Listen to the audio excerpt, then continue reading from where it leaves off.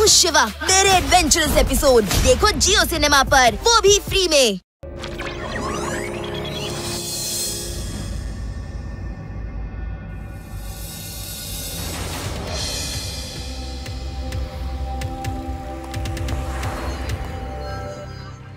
ಅರೆ ಈ ಸರ್ಕಾರದ ಕರೆಂಟ್ ಬಿಲ್ ಕಟ್ಟದ್ದು ದೊಡ್ಡ ತಲೆನೋವು. ಯಾವಾಗಂದ್ರೆ ಜಾಸ್ತಿ, ಯಾವಾಗಂದ್ರೆ ಕಮ್ಮಿ. ಅಯ್ಯ, ನಾನು ಸರ್ಕಾರ ಕರೆಂಟ್ ಕನೆಕ್ಷನ್ ಕಟ್ ಮಾಡಿಸ್ಬಿಟ್ಟಿದ್ದೀನಿ. SJ ಎಲೆಕ್ಟ್ರಿಸಿಟಿ ಕಂಪನಿಯವರು ಇಷ್ಟು ಕಡಿಮೆ ಬೆಲೆಯಲ್ಲಿ ಕೊಡ್ತಿರ್ಬೇಕಾದ್ರೆ ಇನ್ನ ಸರ್ಕಾರಿ ಎಲೆಕ್ಟ್ರಿಸಿಟಿ ಯಾಕೆ ಬೇಕು ನಮಗೆ, ನೀವೇ ಹೇಳಿ. ಅಯ್ಯೋ ದೇವ್ರೆ, ಇದೆಲ್ಲ ನೀರ್ ಬತ್ತೋಗಿರೋದ್ರಿಂದನೇ ಇದೆಲ್ಲ ತೊಂದರೆ.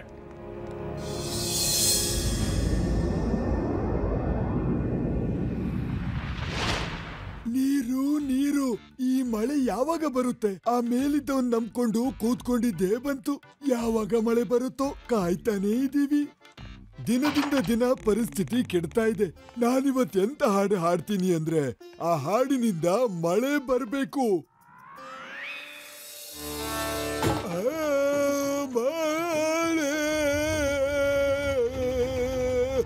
ಬೇಗ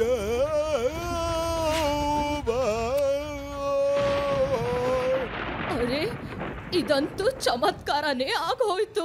ನೀವು ರಾಗ್ ಮಲ್ಹಾರ್ ಹಾಡಿದ್ರಿ, ಗುಡುಗು ಸಿಡಿಲು ಮಿಂಚಿ ಮಳೆನೂ ಬರ್ತಿದೆ.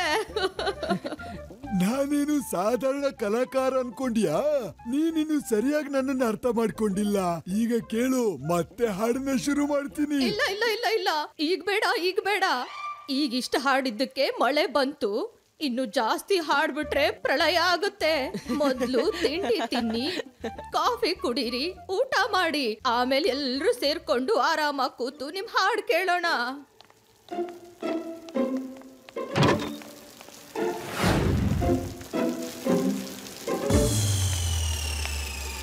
ಭೀಮ್ಸೇನ್, ನೀನಿವತ್ತು ನನ್ನ ಹಾಡನ್ನ ಖಂಡಿತ ಕೇಳಬೇಕು. ಬೇಡ, ಕಾಪಾಡಿ.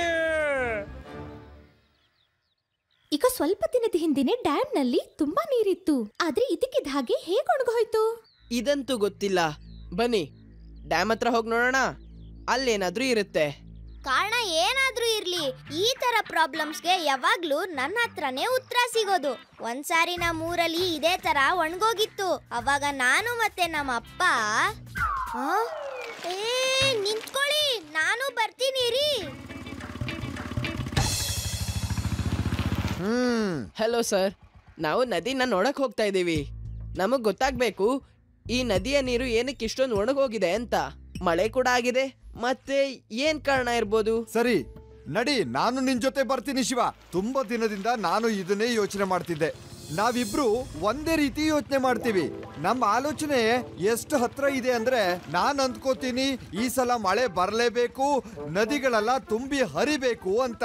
ಹಾಗಾದ್ರೆ ಸಡನ್ ಆಗಿ ನೀರನ್ನ ಹರಿಸೋದು ಹೇಗೆ?